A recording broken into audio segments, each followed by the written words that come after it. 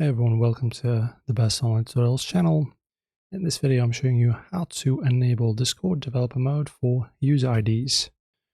Okay, so to begin, look at the absolute bottom left corner of your Discord desktop client and click right on your user settings cog icon right here.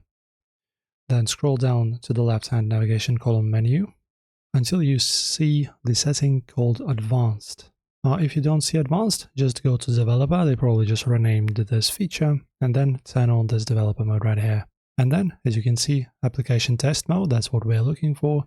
You'll be able to enter your Discord application ID to enable test mode for that application.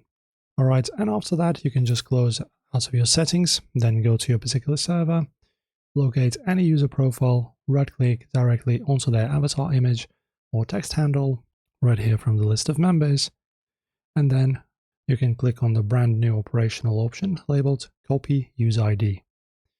In here, for example, there you go, Copy User ID. An 18 to 19 digit numeric string is instantly locked straight to your system clipboard.